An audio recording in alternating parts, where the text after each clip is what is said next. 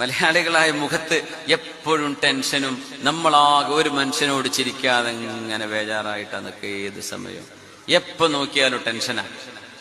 അപ്പൊ എന്തേ നമ്മളിങ്ങനെ ചിരിക്കാത്തത്? എന്തേ നമ്മൾ പുഞ്ചിരിക്കാത്തത്? എന്തേ നമ്മുടെ മുഖത്തൊരു സന്തോഷം വരാത്തത്? ഒന്നും ഉണ്ടാവില്ല.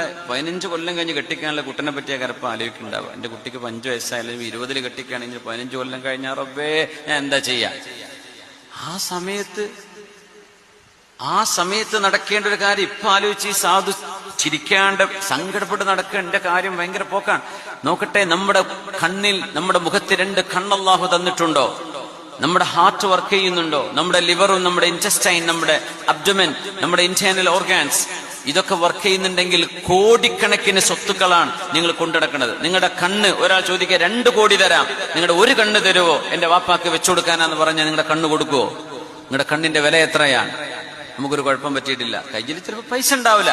എല്ലാവർക്കും എല്ലാ സമയത്തും പൈസ ഉണ്ടാവോ? അതുണ്ടാവും, പോകും. കുറച്ച് കടം വാങ്ങേണ്ടി വരും, കുറച്ച് വായ്പ വാങ്ങിക്കേണ്ടി വരും. എന്നാലും ആരോഗ്യത്തിന് കുഴപ്പമില്ലല്ലോ. നമുക്ക് പുഞ്ചിരിച്ച് കണ്ടുകൂടെ മനുഷ്യന്മാരെ? അങ്ങോട്ട് ഒരു മനുഷ്യനെ നോക്കുമ്പോ പുഞ്ചിരിക്കുന്നത് കൂലിയാണ്, സ്വതക്കയാണ്.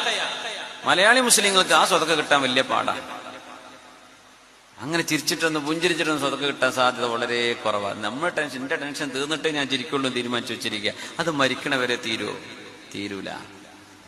എല്ലാ ടെൻഷൻ തീർന്നിട്ടപ്പോ മനുഷ്യന്മാർ സന്തോഷിക്കുന്നത്, ചിരിക്കുന്നത് അല്ല.